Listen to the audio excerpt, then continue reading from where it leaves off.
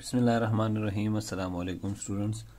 अच्छा जी, आज हम डिस्कस करेंगे method of variations of parameters. ये हमने पहले भी डिस्कस किया हुआ है, ठीक है। इस पे मेरे ख्याल से 1 या 2 लेक्चर मैंने पहले भी बनाए हैं, मगर आज जो हम डिस्कस कर रहे हैं variation of method of variation of parameters, उसमें 2 चीज़ें हमने ऐड की हुई हैं। एक तो जो आपको ज़्यादातर लेक्चर मिलेंगे वो सेकंड ऑर्डर पर मिलेंगे, तो हम यहाँ सॉल्व करेंगे जी। सबसे पहले जो थर्ड ऑर्डर डिफरेंशियल इक्वेशन है वेरिएशन ऑफ पैरामीटर से, और मैं आपको सिखा दूंगा इस लेक्चर में फोर्थ ऑर्डर हो किसी ऑर्डर की भी हो, आप वेरिएशन ऑफ पैरामीटर से सॉल्व कर सकते हैं, ठीक है जी। एक तो ये चीज़ नहीं है इस लेक्चर में।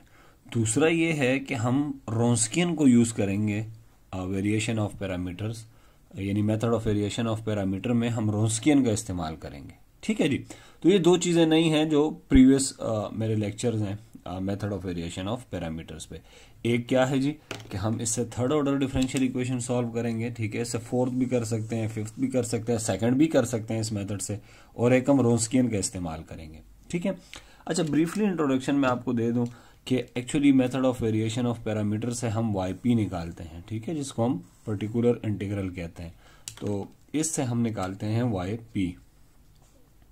अब वेरिएशन ऑफ पैरामीटर का मेथड यूज करने से पहले कुछ पॉइंट बहुत इंपॉर्टेंट है जो अक्सर बच्चे मिस्टेक करते हैं। ये पॉइंट तो बहुत ज्यादा इंपॉर्टेंट है, ठीक है, इसको आपने जहन नशीन कर लेना है। पॉइंट क्या है जी कि right the given differential equation, जिसे हमें सॉल्व करना है, in standard form before using the method of variation of parameter. यानी वेरिएशन ऑफ पैरामीटर को यूज करने से पहले आपने गिवन इक्वेशन को स्टैंडर्ड फॉर्म में लिखना है। अब सवाल ये पैदा होता है कि सर ये स्टैंडर्ड फॉर्म क्या होती है, ठीक है। स्टैंडर्ड फॉर्म को समझने के लिए मैंने एक स्लाइड बनाई है, उस पर चलते हैं, फिर वापस आते हैं अपने इस एग्जाम्पल पे, जो कि एक थर्ड ऑर्डर डिफरेंशियल इक्वेशन है। इसको हम सॉल्व करेंगे method of variation of parameter से। अच्छा जी, understanding standard form. Standard form को अंडरस्टैंड करने के लिए आपको 2 बातें समझनी है।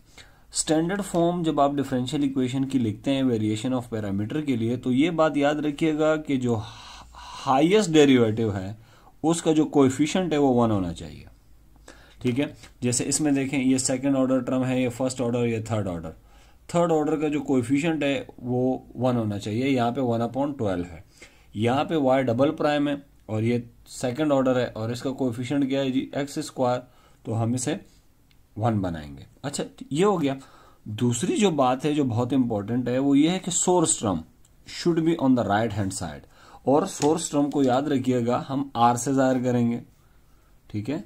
और अगर इंडिपेंडेंट वेरिएबल x हो तो हम r ऑफ x से शो करेंगे, अगर इंडिपेंडेंट वेरिएबल t हो तो हम r ऑफ t से शो करेंगे, एंड सो ऑन, ठीक है।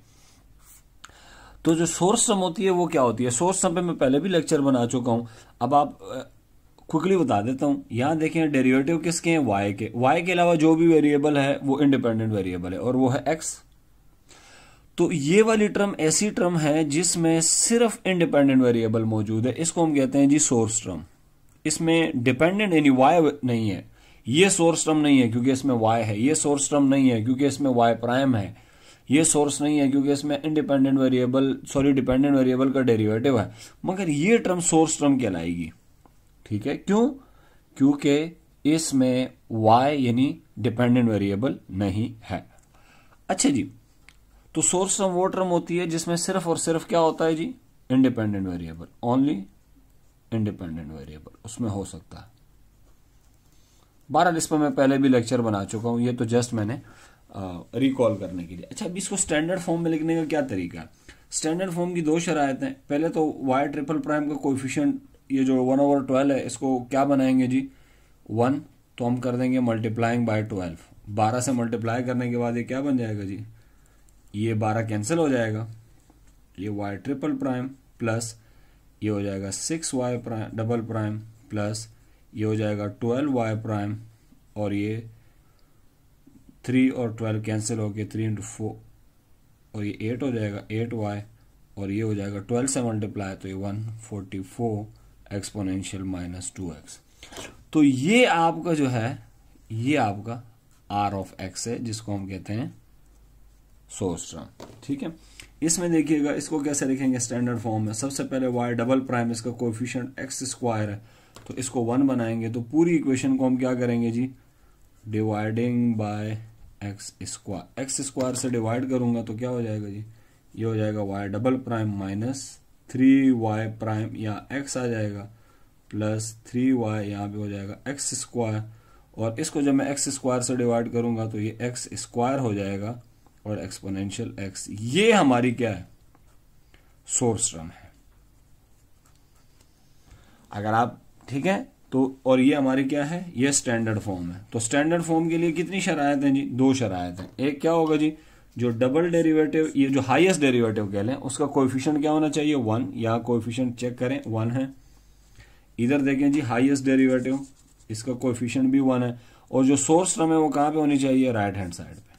तो इसे हम कहते हैं जी स्टैंडर्ड फॉर्म। ठीक हो गया जी। तो ये स्टैंडर्ड फॉर्म का कॉन्सेप्ट है जो कि उम्मीद है कि क्लियर हो गया होगा। अब हम method of variation of parameter से इस इक्वेशन को सॉल्व करेंगे जो कि थर्ड ऑर्डर है। तो सॉल्यूशन, सबसे पहला स्टेप क्या है method of variation of parameter के लिए, इक्वेशन को स्टैंडर्ड फॉर्म में लिखना। तो हम लिखेंगे जी डिवाइडिंग बाय cos x, क्या बनेगा जी, y ट्रिपल प्राइम प्लस ये cos x कैंसिल हो जाएंगे, plus y prime minus sine over cos, ये क्या हो जाएगा, tangent x is equals to 0। अगर आप इस इक्वेशन को देखें, इसमें y ट्रिपल प्राइम का जो कोएफिशिएंट है वो तो 1 बन गया है, मगर ये वाली टर्म इसमें क्या है, ये वाली टर्म, ये टर्म इसमें है सोर्स टर्म, और ये राइट हैंड साइड पे नहीं है। तो इसको हम क्या करेंगे जी, इसको हम शिफ्ट करेंगे राइट हैंड साइड पे।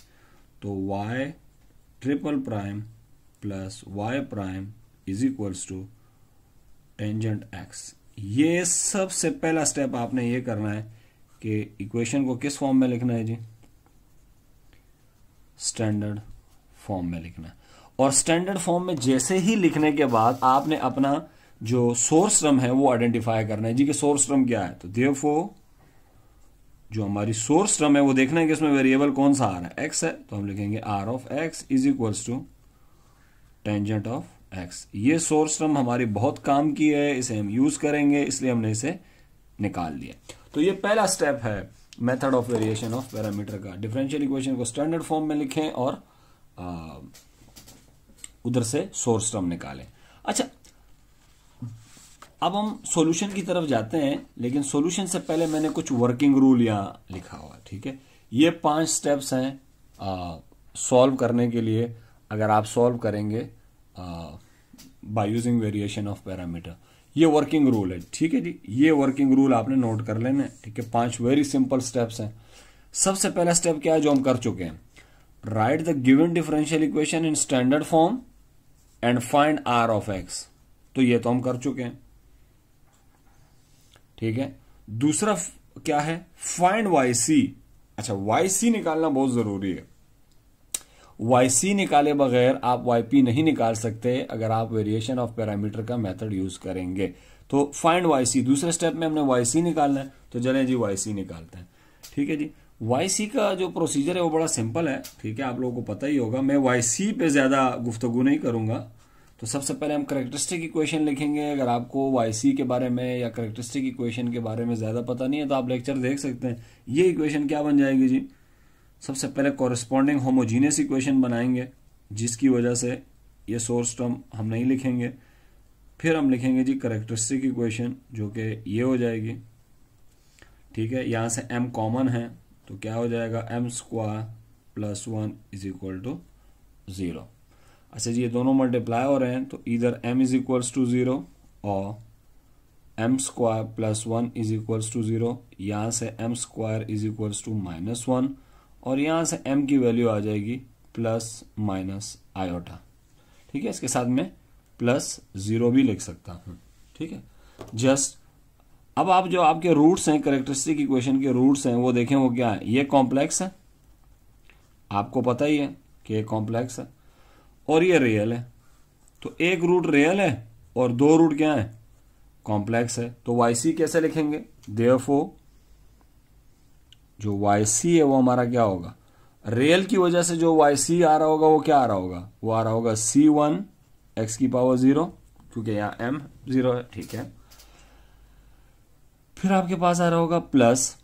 अच्छा जी, ये जो कॉम्प्लेक्स है, कॉम्प्लेक्स रूट्स आए हैं, इसमें अगर आप देखें इसे हम अल्फा कह रहे होते हैं, ठीक है। और यहाँ पे बीटा जो है वो होता है आयोटा का कोएफिशिएंट। मैं इस पे ज्यादा गुफ्तगू नहीं कर रहा, इसमें मैंने अलग से लेक्चर बनाया हुआ है, आप देख लीजिएगा। तो इसकी वजह से जो आ रहा होगा पार्ट YC का वो होगा C2 cos x plus C3 sin x। तो ये हमारा क्या आ गया जी, ये हमारा YC आ गया। तो दूसरा स्टेप था YC निकालना। YC के बाद क्या करेंगे आप, गौर से सुनिएगा, ये बड़ा इंपॉर्टेंट स्टेप है। YC तो आ गया जी हमारे पास, ये YC है। अब आपने एक काम करना है, यहां से देयरफॉर अब आपने क्या करना है, जो C1 का कोएफिशिएंट है उसका नाम रखना है Y1। तो C1 का कोएफिशिएंट क्या है, x की पावर 0 कितना होता है 1, ये होगा Y1। C2 का कोएफिशिएंट क्या है, कोएफिशिएंट C2 के साथ क्या लिखा हुआ है cos x, ये आपके पास, इसे हम कहेंगे Y2। और ये जो C3 के साथ लिखा हुआ है इसे हम क्या कहेंगे Y3। तो Y3 आपका क्या है जी sin x। ये Y1 Y2 Y3, आप इसे कोई और नाम भी दे सकते हैं, आप F1 F2 F3 कहते हैं, ठीक है। तो यूजुअली हम Y1 Y2 Y3 कहते हैं, ठीक है। तो ये सेकंड स्टेप था। सेकंड स्टेप क्या था जी, फाइंड YC निकालें and then find, actually then you have just you just need to write down Y1 Y2 Y3, Y1 Y2 Y3 आपने लिखने हैं, कहां से लिखने हैं, YC को देखते हुए। और कैसे लिखने हैं, Y1 जो है ये C1 का कोएफिशिएंट होता है, ये C2 के साथ जो मल्टीप्लाई हो रहा है, और ये जो C3 के साथ मल्टीप्लाई हो रहा है, ठीक है जी। तो दूसरा स्टेप भी हो गया जी। देखिए बड़े, ये तो मैं आपको समझा रहा हूं इसलिए टाइम लग रहा है, अगर आप खुद कर लें तो जस्ट 2 मिनट लगेंगे, एक मिनट के स्टेप्स हैं, ठीक है। कुछ स्टेप्स थोड़े से बड़े हैं। तो ये मैंने Y1 निकाल लिया, Y2 और Y3 निकाल लिया। ये Y1 Y2 Y3 मेरे लिए बहुत इंपॉर्टेंट है। अब मैंने क्या करना है, नेक्स्ट स्टेप जो है वो ये है कि मैंने YP लिखना है। अब according to variation of parameter आपका जो YP है वो ये होगा। अब इसको समझने की कोशिश करें, YP आपका क्या होगा, देखें YP जो है उसको आप कैसे लिखेंगे, YP आपका क्या होगा, YP is equals to this. ये चेक करें, मैंने क्या लिखा हुआ है, U1 Y1 U2 Y2 U3 Y3। तो ये Y1 Y2 Y3 तो हम निकाल चुके हैं। Y1 को मल्टीप्लाई करना है U1 से, Y2 को मल्टीप्लाई करना है U2 से, Y3 को मल्टीप्लाई करना है U3 से, और इनको ऐड कर देना है। और ये U1 U2 U3 जो है ये हम कैलकुलेट करेंगे। अभी मैं आपको बताऊंगा कि U1 U2 U3 कैसे कैलकुलेट करते हैं। तो नेक्स्ट स्टेप क्या है जी, कंस्ट्रक्शन ऑफ YP को आप कंस्ट्रक्ट करेंगे, और according to variation of parameter आपका YP क्या होगा, YP की जो फॉर्म होगी वो क्या होगा, फॉर्मेट क्या है जी, U1 multiply by Y1 plus U2 multiply by Y2 plus U3 multiply by Y3। अगर थर्ड ऑर्डर होगा तो Y3 तक जाएगा, फोर्थ ऑर्डर होगा तो Y4 तक, सेकंड ऑर्डर होगा तो Y2 तक। अच्छा जी, ये आपका YP है, और इसे मैं कह दूंगा इक्वेशन नंबर स्टेरिक। ये मेरा YP है, ठीक है। YP को कंस्ट्रक्ट करने का तरीका बहुत सिंपल है। Y1 Y2 Y3 आपको पता है कि क्या है, यहां मैं बता चुका हूं कि ये C1 C2 C3 के कोएफिशिएंट है। Y1 को मल्टीप्लाई करना है U1 से, Y2 को U2 से, Y3 को U3 से, और इसे हम क्या कह देंगे जी, इक्वेशन स्टेरिक। चलें जी, ये भी हो गया। अब अगर आप इस YP को गौर से देखें तो Y1 पता है, Y2 पता है, Y3 पता है, हम निकाल चुके हैं। मैं आपको दिखा देता हूं कहां निकाले हमने। ये रे, Y1 की वैल्यू 1 है, Y2 की वैल्यू cos x है, Y3 की वैल्यू sin x है। Y1 Y2 Y3 है, अगर नहीं है तो क्या नहीं है, ठीक है ना। ये मेरा YP है, YP में ये Y1 Y2 Y3 मौजूद है, मगर नहीं है तो क्या नहीं है, U1 नहीं है, U2 नहीं है, U3 नहीं है। तो अगर किसी तरीके से मैंने जायज तरीके से U1 U2 U3 निकाल लिए तो मैं इसमें पुट कर दूंगा। Y1 तो ऑलरेडी नॉन है, Y2 Y3 नॉन है, तो U1 U2 U3 निकाल के इसमें पुट कर दूंगा, मेरा YP आ जाएगा, काम खत्म हो गया। YC तो ऑलरेडी मेरे पास मौजूद है। तो बेसिकली हमने देखा भी था कि method of variation of parameter से हम वाईपी निकालते हैं, ठीक है। तो अब सवाल ये पैदा होता है कि सर वाईपी तो हमने कंस्ट्रक्ट कर लिया, लेकिन कंस्ट्रक्ट करने के बाद हमने ये ऑब्जर्व किया कि ये चीजें नहीं है, ये अननोन है, इनका क्या करें जी? यही मालूम करना है असल में। ये शुरू के 3 स्टेप 2 मिनट के अंदर हो जाते हैं। असल कहानी है U1 U2 U3 निकालना। तो उसके लिए क्या करना है जी? Write down the formula for U1 U2 and U3।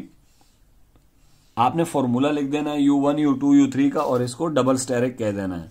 अब फॉर्मूला मैंने तो लिखा हुआ है एडवांस में, और फॉर्मूला याद करना बहुत आसान है। U1 क्या है? U1 का मतलब है कि integral of W1 over W। U2 का मतलब याद करना बहुत आसान है, W2 divided by W, W3 divided by W। आप इन फॉर्मूले को देखें, हर एक W से डिवाइड हो रहा है। U1 है तो W1, U2 है तो W2, U3 है तो W3, ठीक है। अच्छा जी, और आप x के लिहाज से क्यों इंटीग्रेट कर रहे हैं?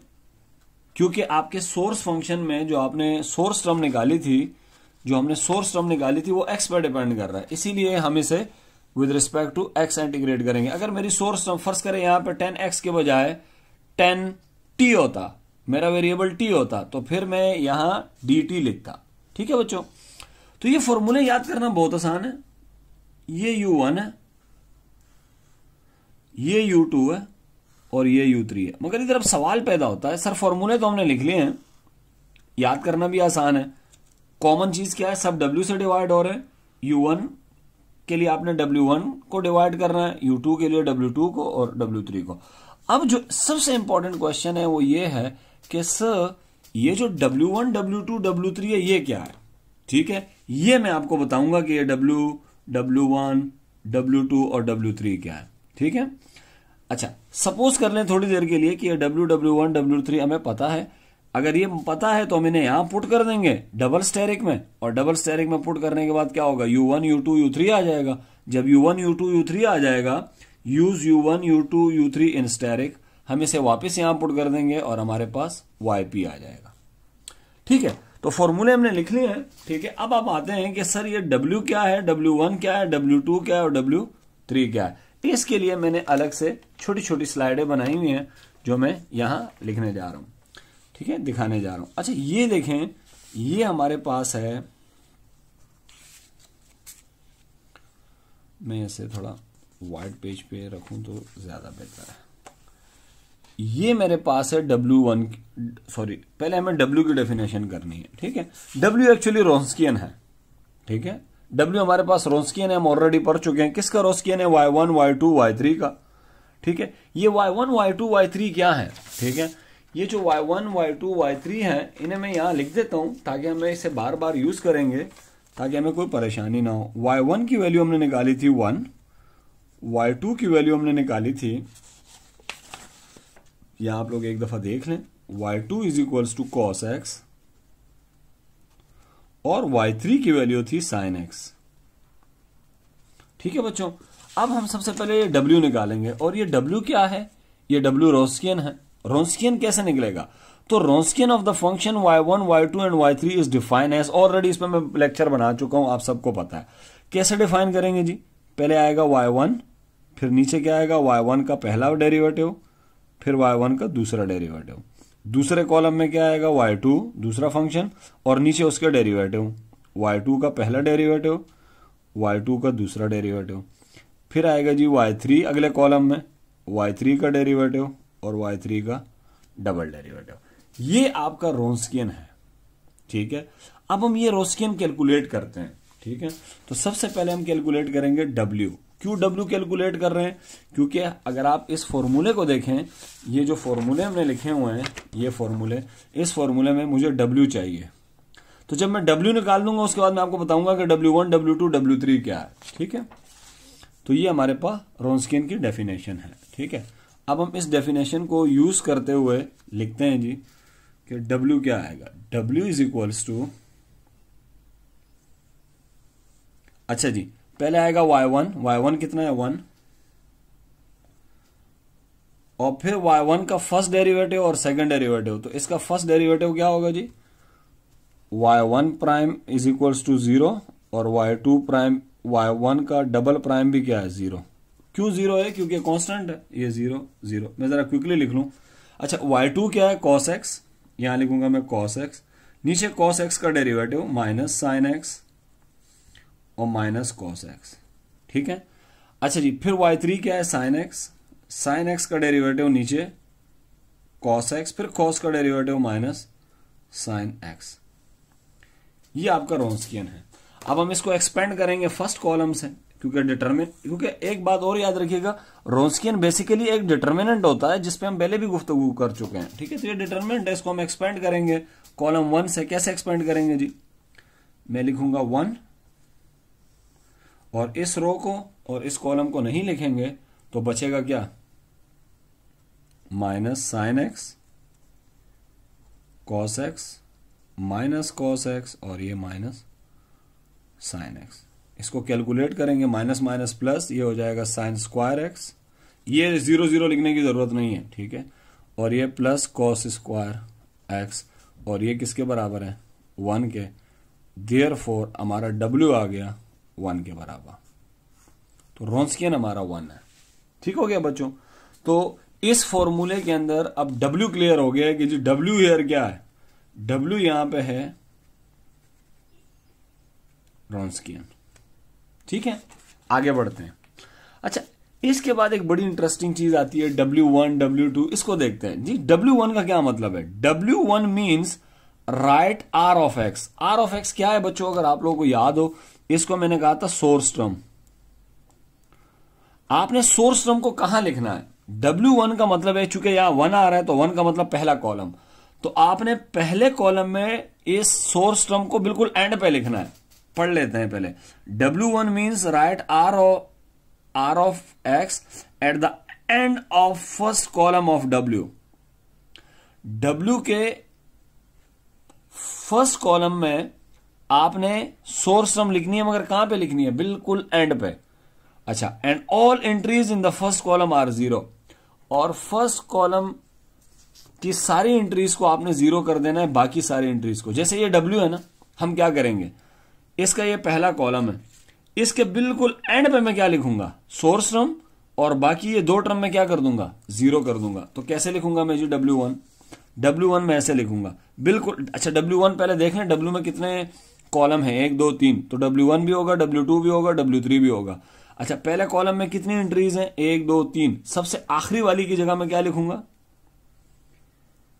R ऑफ एक्स, और बाकी सारी जो ऊपर वाली एंट्रीज है वो क्या कर दूंगा? 0 कर दूंगा। और बाकी एज इट इज जो भी है वो एज इट इज आपने कॉपी कर देना है।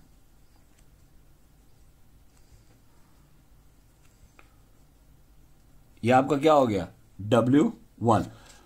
अब हम W2 और W3 भी लिख देते हैं। W2 का क्या मतलब होगा? W2 का मतलब है कि चेंज अब आएगा किस कॉलम के अंदर? सेकंड कॉलम के अंदर। फर्स्ट कॉलम में कोई चेंज नहीं होगा। तो फर्स्ट कॉलम क्या था? Y1 prime, Y1 double prime. अब सेकंड कॉलम में क्या होगा? बिल्कुल एंड पे क्या लिखेंगे? R ऑफ एक्स, और इससे ऊपर जितनी भी एंट्रीज है उसको क्या कर देंगे? 0 कर देंगे सेकंड कॉलम में। थर्ड कॉलम भी एज इट इज, कोई चेंज नहीं।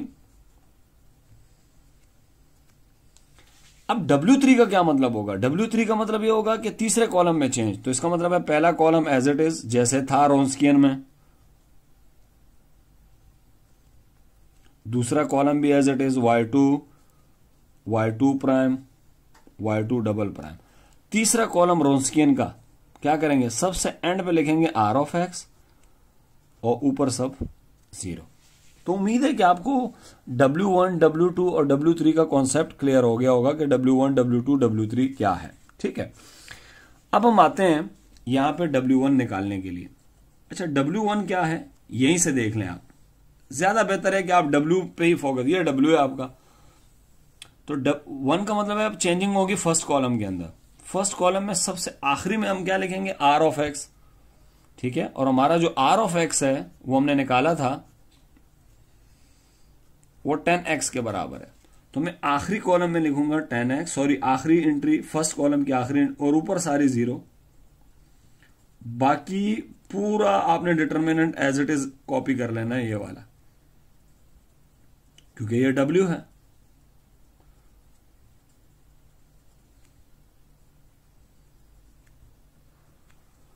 अब इसको हम एक्सपेंड करेंगे। एक्सपेंड करने के लिए हम क्या यूज करेंगे, यहां से एक्सपेंड करेंगे 10x, तो मैं लिखूंगा टेंजेंट x, और टेंजेंट x किस कॉलम में है, फर्स्ट कॉलम लास्ट रो, बाकी जो बचा उसे हम लिख देंगे cos x sin x minus sin x cos x। अच्छा, अगर इसको देखें तो cos into cos cos square हो जाएगा, और ये माइनस प्लस माइनस, लेकिन हम प्लस लिखते हैं, ये sin स्क्वायर, तो ये 1 हो जाएगा। क्या बचेगा, टेंजेंट x। तो इसका मतलब है W1 कितना आया है, टेंजेंट x। ठीक है, W2 कैसे फाइंड करेंगे, W2 वेरी सिंपल, फोकस करना है आपने रोंस्कियन पे, ये आपका रोंस्कियन है। W2 का मतलब होगा चेंज जब आएगा सेकंड कॉलम में, तो फर्स्ट और थर्ड कॉलम तो आप एज इट इज सबसे पहले लिख दें जैसे कि वो लिखे हुए हैं, ताकि कोई परेशानी ना हो। ठीक है, फर्स्ट और third column as it is लिख दें। और अब हम आते हैं सेकंड कॉलम। सेकंड कॉलम में क्या करेंगे, सबसे एंड वाली एंट्री इस कॉलम की जो सबसे आखिरी वाली होगी उस पे आप लिखेंगे r ऑफ x, जो कि हमारा क्या है जी, और बाकी सारी एंट्रीज 0 कर देंगे आप। ठीक है, एक्सपेंड कर दें उस रो या कॉलम से जिसमें ज्यादा 0 हैं, तो यहीं से एक्सपेंड कर लेते हैं। ये हो जाएगा 1, 1 किस रो में है जी, फर्स्ट रो फर्स्ट कॉलम, तो क्या बचेगा 0 cos x tangent x minus sin x। इसको डिटर्मिनेंट है, एवोल्यूएट करेंगे तो ये आएगा माइनस 10x cos x।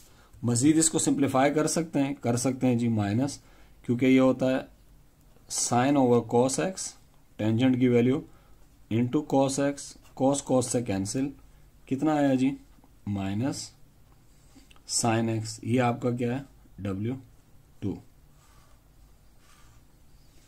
इसी तरीके से हमने अब क्या निकालना है, W3 निकालना है। ठीक है, W3 क्या होगा बच्चों, W3 का मतलब ये है कि फर्स्ट कॉलम और सेकंड कॉलम को नहीं छेड़ना है। तो फर्स्ट कॉलम ये रहा 1 0 0, सेकंड कॉलम को भी नहीं छेड़ना है, cos x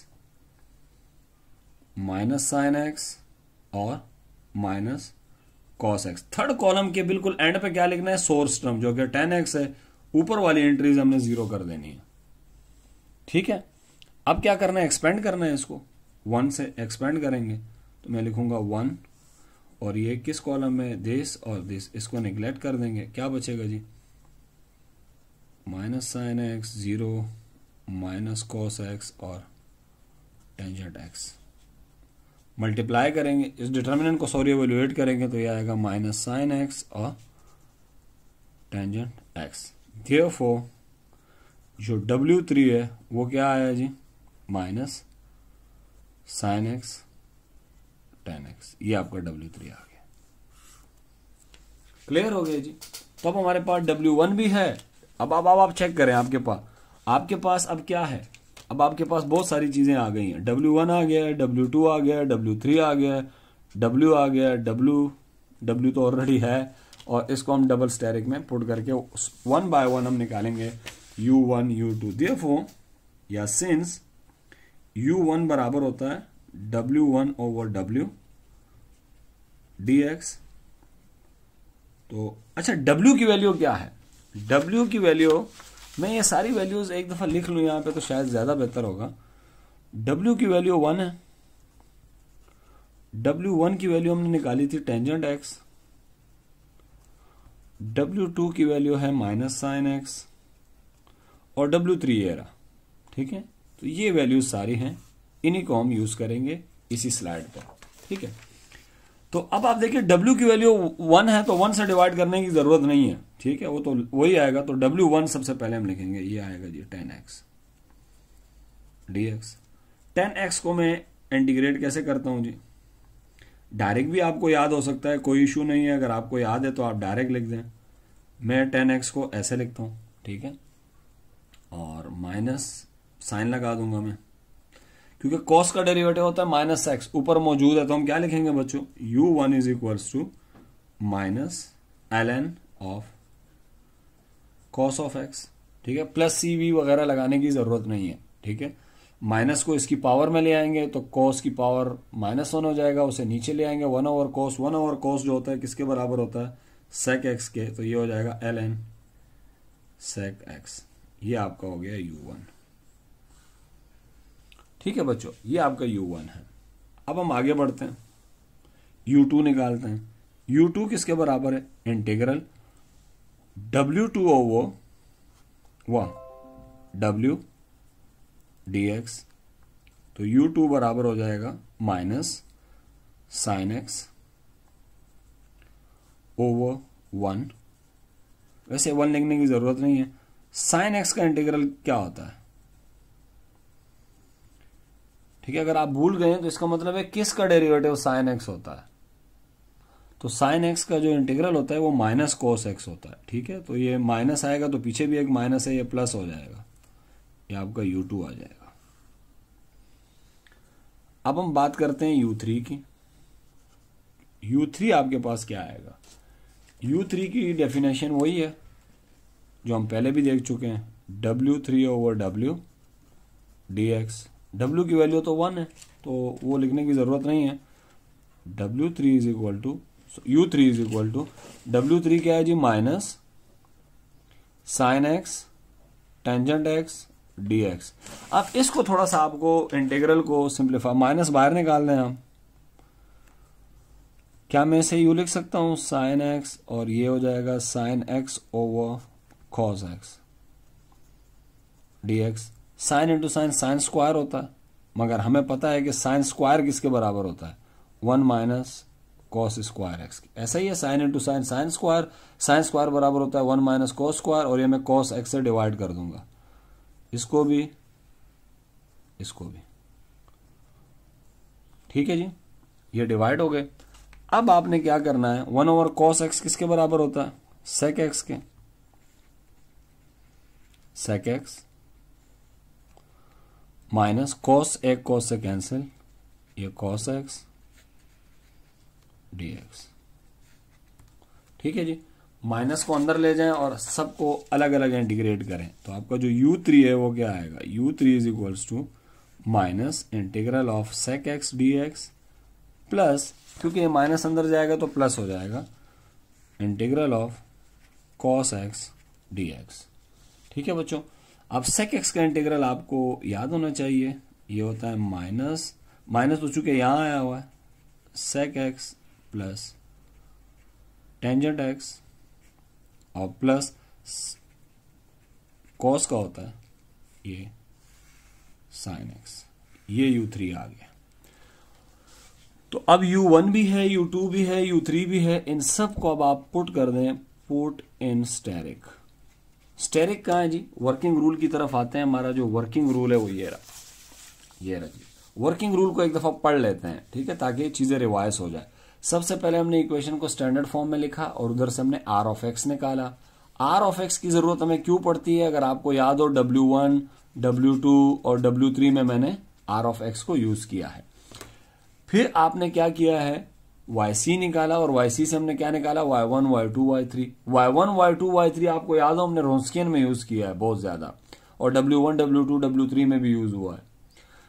अच्छा, जब ये आप निकाल लेंगे उसके बाद आपने yp जो है वो राइट डाउन करना है। ठीक है, जस्ट लिखना है कि मेरा yp ये होगा, रिक्वायर्ड yp आपका इस शक्ल का होना चाहिए, u1 y1, u2 y2, u3 y3। इसमें y1, y2, y3 already non है, आपने निकाल लिए हैं yc से, और u1, u2, u3 के लिए आपने ये फॉर्मूले यूज किए हैं।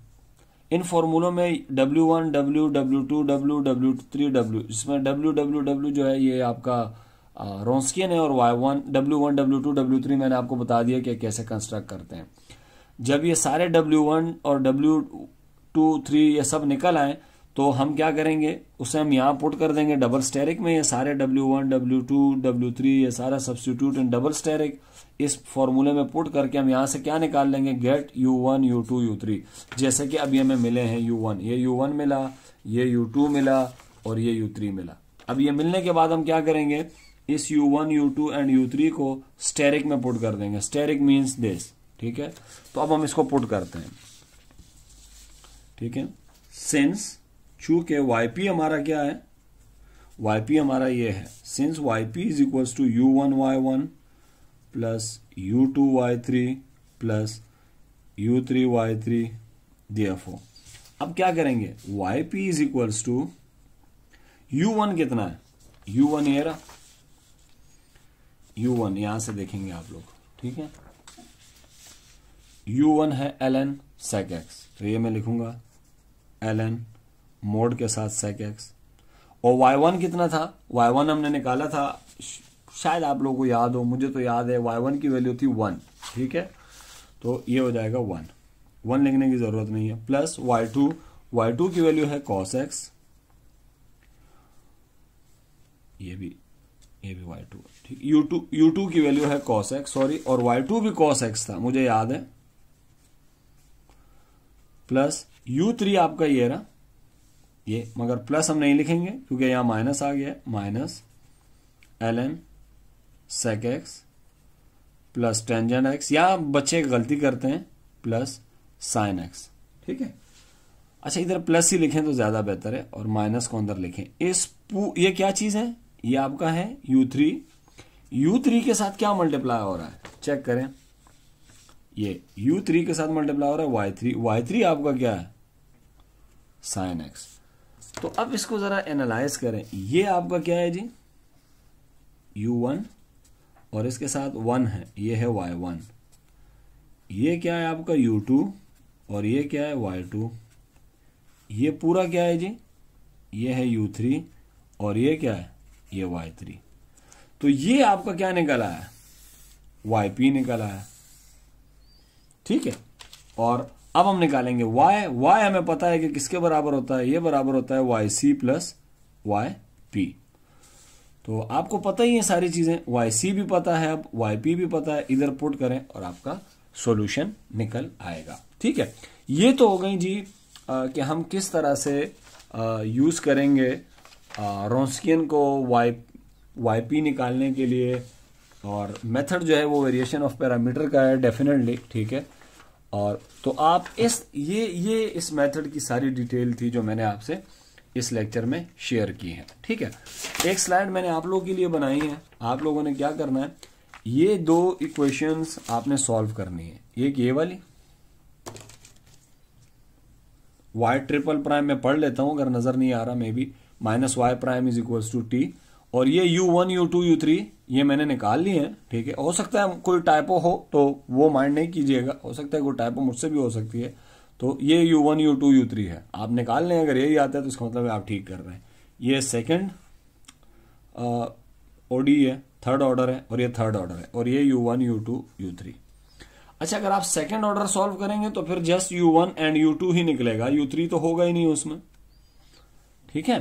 तो ये थर्ड ऑर्डर ओडीज हमने सॉल्व किए। तो आज के लेक्चर की खास बात ये थी कि method of variation of parameter तो हमने यूज किया है, उसमें हमने किया क्या है कि एक तो थर्ड ऑर्डर डिफरेंशियल इक्वेशन ली है, और दूसरा आपको बताया है कि ये रोंस्कियन का इस्तेमाल क्या है, ये एक एप्लीकेशन है रोंस्कियन की।